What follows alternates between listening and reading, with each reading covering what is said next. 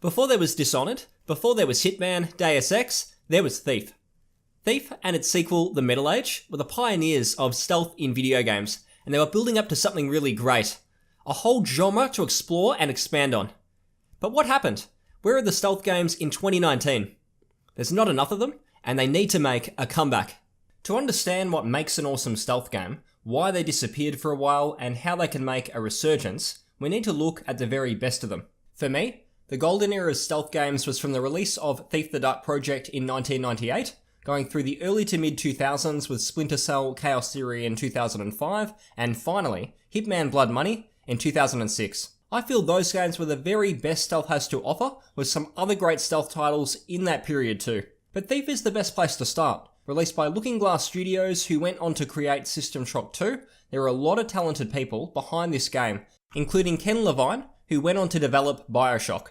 This game wasn't a blockbuster that sold millions of copies, but it is remembered very fondly and developed more of a following as years went on. This is for good reason, because it is the best, most brilliantly designed stealth game that we have had to this very day.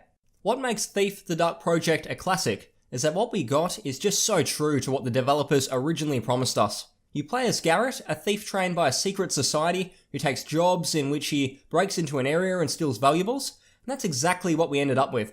There's a larger plot which does raise the stakes, but in this game you are a thief, and that's it. You're not suddenly a master of the sword who can take on an entire security detail, or Legolas from Lord of the Rings, a master archer who can shoot down every guard in sight. You need to master stealth because that's who Garrett is. That means you need to accept your limitations. You aren't great at combat. Look, you may be able to use it sparingly in situations, but you need to focus on Garrett's key strengths, and this is where we look at the mechanics. Of course, there's the basics like crouching, leaning. Yes, leaning with Q and E on the keyboard once existed before they removed it from most games because they couldn't be bothered adding it into PC ports anymore. However, where Thief is unique in its mechanics is, for example, the shadow system. This is an old game, so you do need to keep your expectations in check, but shadows are clearly visible as you traverse the level, and when you're in them, the shadow meter will show you just how invisible you are to your enemy. This is a system that doesn't go for Red Dead Redemption 2 style realism, which focuses on what I call on-screen realism. I say that because in real life, if I'm sitting in a shadow and a guard is right next to me, I'm going to be spotted, let's be honest. But that's fine because in Thief the Dark Project, it focuses on gameplay realism and ensuring you're immersed through gameplay and trusting of its systems, which is far more important. It's something a lot of developers have forgotten, and I think having those mixed priorities have actually been a detriment. I'd much rather a handcrafted level with smartly placed AI and secret entrances over a game that spent years perfecting deteriorating animal carcasses. Thief has brilliant sound design, key to a great stealth game where all your senses should be important. This works in tune with the mechanics too, because if you walk across certain surfaces, you'll make noise which will alert your enemies. There's ways around this too. Often the obvious way into your objective will have noisy surfaces like this which forces you to use your surroundings and every means at your disposal. Maybe you need to find a secret way in or even use your rope arrow to create vines, allowing you to swing your way across an area in silence. The best part is, the designers have carefully prepared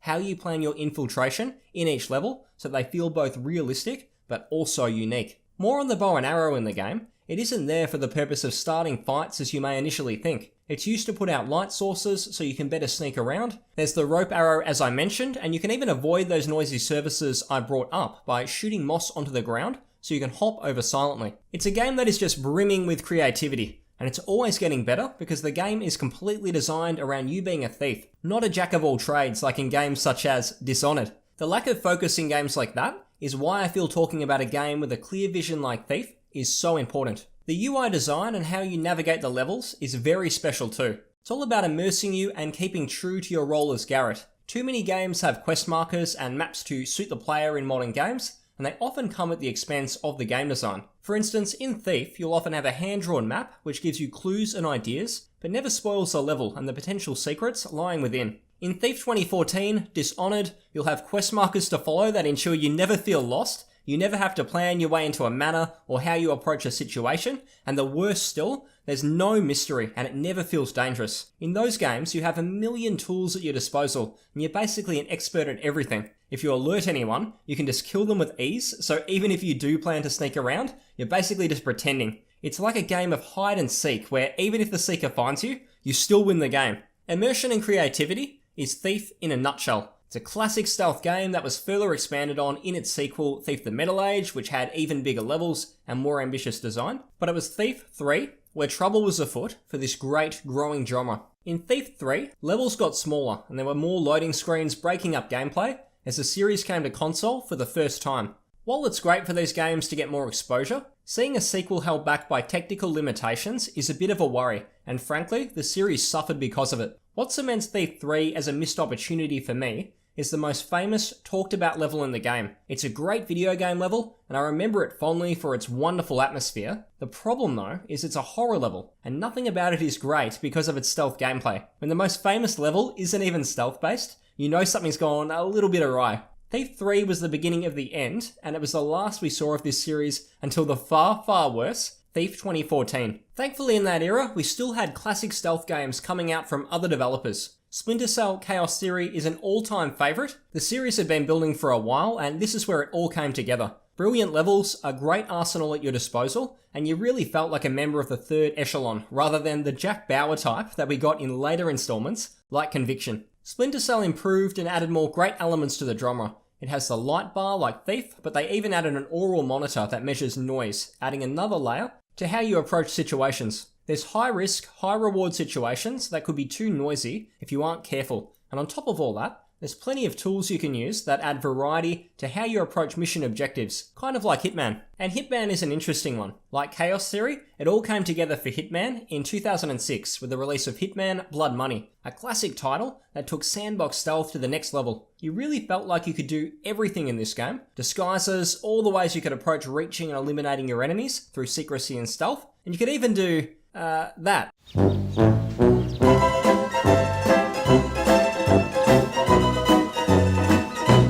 But here's where it gets interesting, but also unfortunate. Somewhere around this time, publishers obviously decided that stealth was a niche, and every game needed to have options. They decided that a stealth game was inherently bad, and that it was limiting the player and designers from making something with more player choice. Unfortunately, player choice to these publishers meant either sneaking around or blowing everyone's brains out with no thought at all and making you feel like a superhero. Some people might say, well, why should I be standing in the way of people wanting to play how they want? More options is better, right? The truth is that it's generally not. If you actually set out to make a game with more free-flowing options like Deus Ex, it can certainly work. But that is a very unique game, which was designed from the ground up to be that way. When I look at something like Dishonored, what I see is a game that was built as a stealth title. This is reflective in the level design, and the fact that it was conceived as a spiritual successor to Thief. I mean seriously, they even had the voice of Thief's Garrett voice Corvo, the main character of Dishonored 1. That is not a coincidence. But what happened? My theory is that the publisher felt a pure stealth game wouldn't sell, and so they shoehorned a whole bunch of elements in that allowed you to play it as an action game.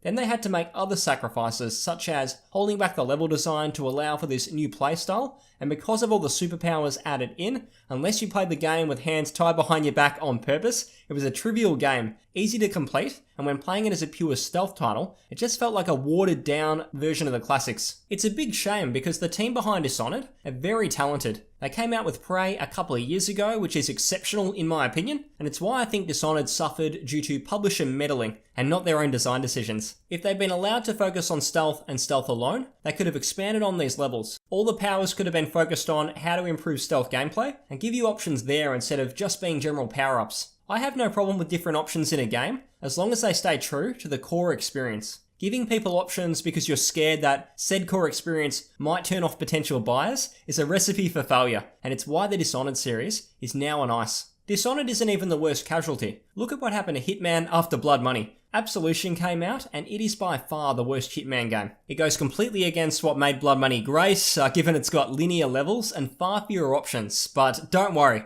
there's a redemption story with this franchise, and that I will go into. But first, looking at Splinter Cell again, it followed along similar lines. After some great entries, we got Conviction, which was pretty much just an action game, with stealth just being a gimmick. It was clear that the industry were focused on action and streamlining, instead of expanding on the great stealth titles we've been given previously, and it's taken the industry quite a while to recover. Thief 2014 was where all of this really came to the forefront, and it was a slap in the face to fans of the original, and it was repeating the mistakes of Dishonored, but in a far worse fashion. Dishonored at least had the benefit of being a brand new IP, but Thief came with expectations. Those expectations certainly weren't met, and it was once again an action game disguised as a stealth game, with one of the leads even saying that he didn't want anyone being held back by stealth gameplay, and that they should be able to play it differently if they want to. How ludicrous! Cashing in on the Thief name and then telling people you shouldn't have to play as one. If you aren't willing to honour the originals even slightly, call it something else. The good news is, after that disaster, things began to look up in the stealth genre.